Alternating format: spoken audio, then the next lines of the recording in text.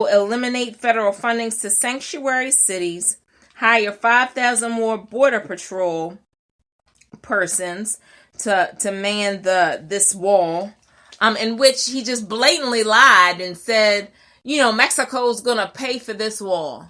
The Mexican president said, no, really I'm not, because I don't have anything to do with that. That's up to you. And so when he's told Mexico said that they're not paying for the wall, he just says, yes, they will. What kind of uncertainty is that? Because honestly, with that $1 billion wall, somebody's got to pay for it. And it's going to be you and I.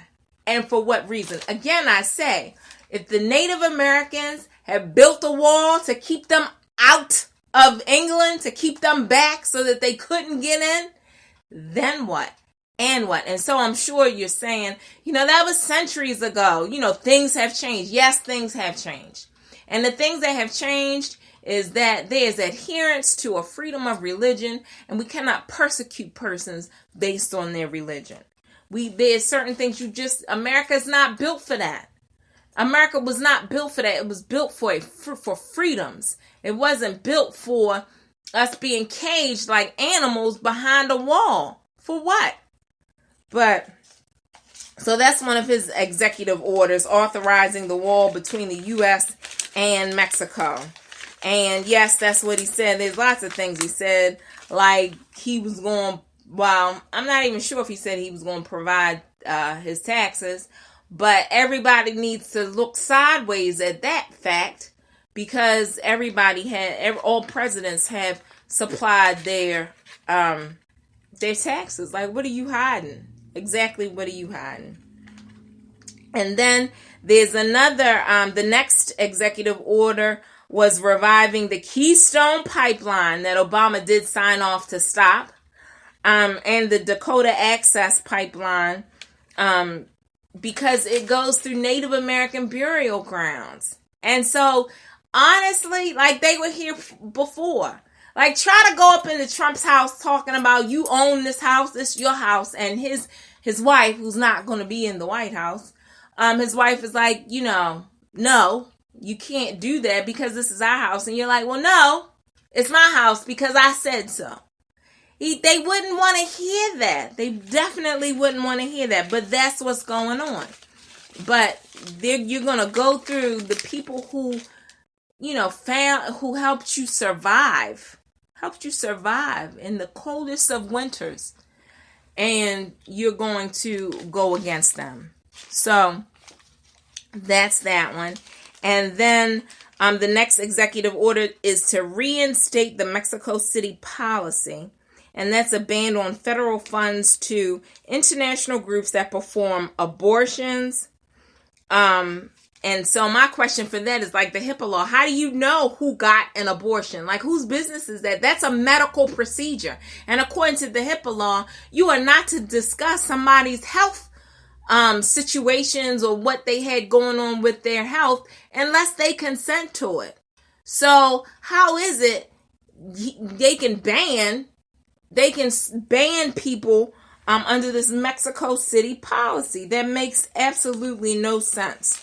So that's another one of the executive orders. And then the next executive order is that the U.S. will withdraw from the Trans-Pacific Partnership trade deal. And Trump called this a great thing for the American worker. Really? Okay. So I guess the doing a hiring freeze for federal workers, that's a great thing for the American worker. I mean, because to me that sounds like jobs. You're getting rid of jobs once you do that. When you institute a hiring freeze for federal workers, that has something to do with jobs. So all the people that you're going to displace, where are they going to be working? Where are you going to have them working? There's a big question mark, right? So there's a huge question mark.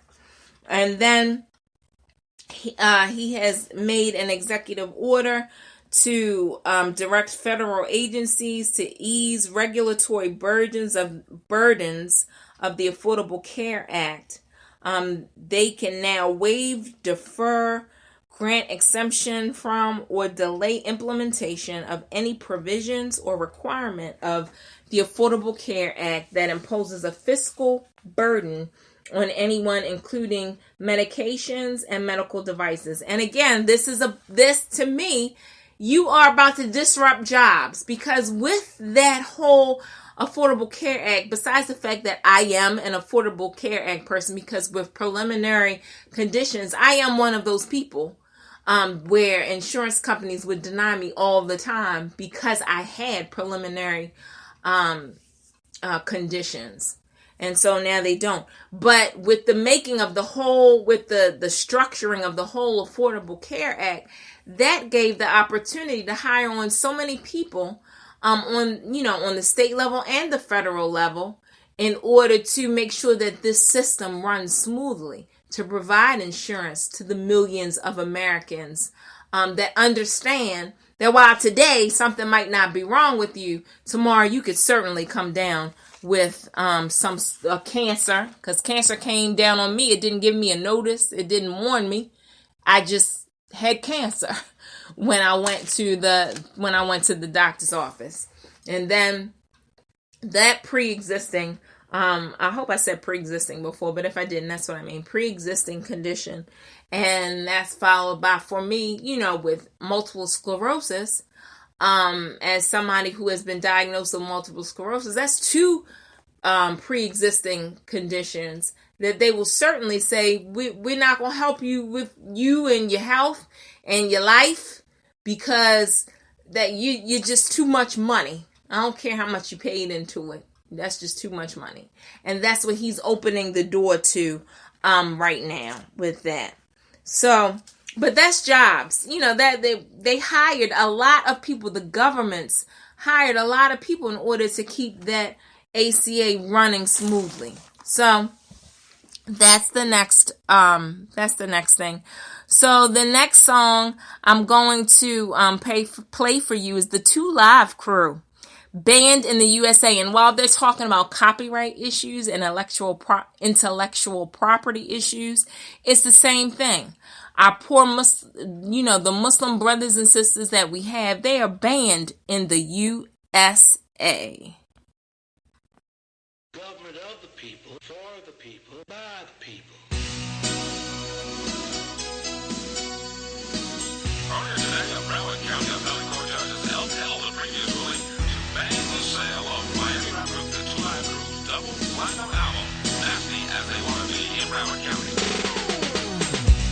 We think it's the banning of free speech. The First Amendment protects material, presumptively. We don't talk about harassing and sexually brutalizing women in my music, man. We don't do that in my music, man. I'm tired of you saying that. We got white collar people trying to crap our style, saying we're too nasty and we're too live. Corrupted politicians playing games, bringing us down to boost their fame. They must be joking, thinking we will fall, but they're like flies moving the wall. We stand tall from beginning to end, with help from fans and all our friends. Freedom of speech will never die. For us to have, our ancestors died. Don't keep thinking that we will quit. We'll always stand and never sit.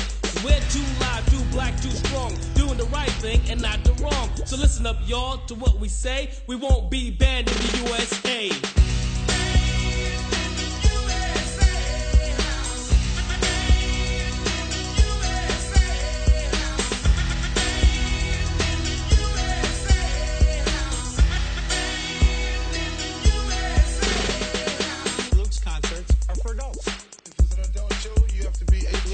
Concerts are for adults. If it's an adult show, you have to be 18. Our record is a year old, but with all the publicity, there's a lot of people, curiosity is aroused. We're selling records to a totally different audience. I take the precaution that nobody else has. I stick with my album. I made two versions. The First Amendment gave us freedom of speech. So what you're saying, it didn't include me? I like to party and have a good time. There's nothing but pleasure written in our rhymes. I know you don't think we'll ever quit. We got some people on our side that won't take your lip. We're gonna do all the things we wanna do. You can't stand to see a brother get as rich as you. This is the 90s and we're coming on strong, saying things and doing things that you're saying's wrong. Wising up, cause on election day, we'll see who's banned in the USA.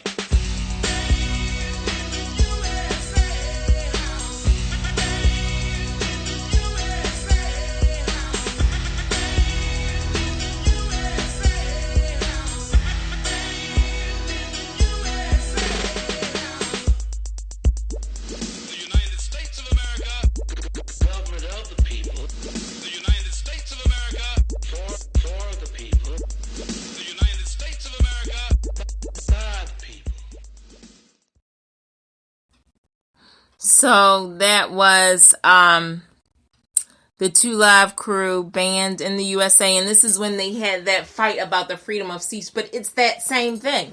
There's the freedom of religion that's been given to people under the First Amendment. So now you're banned in the USA, not because of what you said, but because of your faith.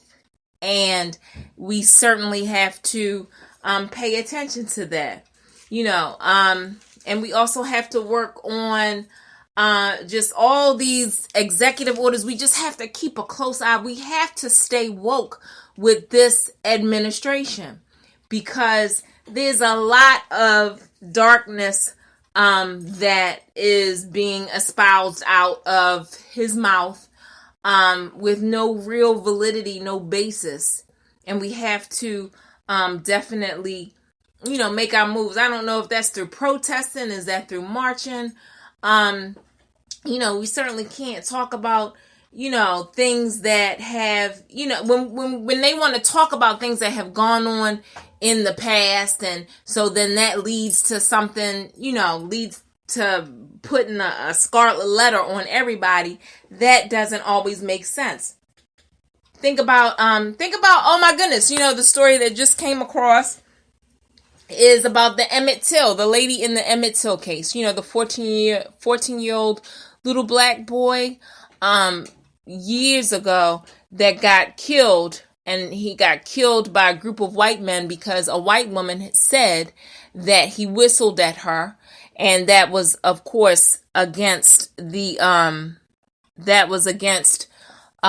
protocol at that time, social behavior at that time. And now she has been located. The same lady has been located, and she says she lied. So now should we pin all of her family? Right? So, of course, there's a level of distrust because your lie killed a young man. And he will no longer, one thing Kellyanne said, it's temporary when we're talking about the Muslim ban. And so she said she doesn't know why everybody's so upset because it's temporary. And it has nothing, what about all the kids from 9/11 that have lost a parent? Well, let's not go into that sort of analogy, right? Because look at Emmett Till.